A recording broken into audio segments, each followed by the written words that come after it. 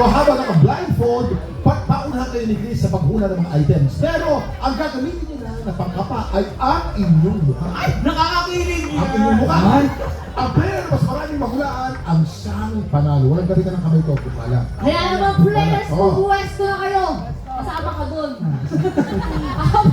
Ang mga host natin ay pupunta na rin sa likod ng kortina dahil sila ang may kapit ng mga item na ipapakapa natin dito sa dalawang ito na nagpakilig talaga ng sobrang super duper.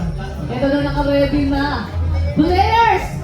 Remember, walang gagamit ng kamay, mukha lang ang gagamitin. Pangkapa!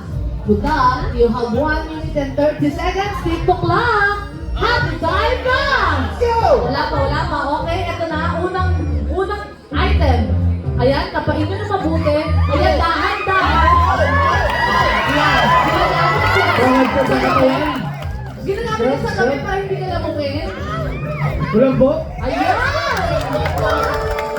Ito, ginagamit ng mga taga sa amin. Alam mo? Phone. Ano ba? Ginagamit ko ito. Ayan, ang balot ng bangus. Bangus. Okay. Tama yun, oo. Favorite namin kasi yun. Tapos ito, ayan mo yan, hulaan nyo muna.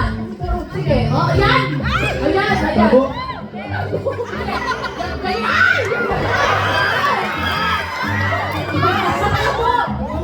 Ayan, ginagamit ng mga nanay.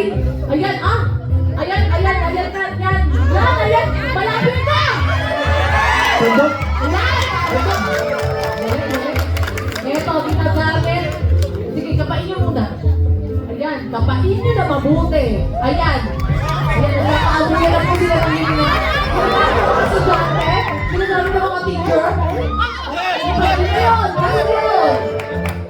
Ito naman, ang lima. Ito, ginagamit. Siyempre, gusto na may goal talaga kami mangyari. Ano ba? Okay, go.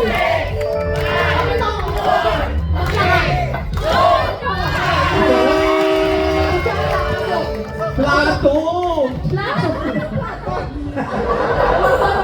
Parang nagigigil ako sa mga pakapa, dapat wala nang kapaan. Kamusta naman ang laro? Enjoy ko pa kayong dalawa?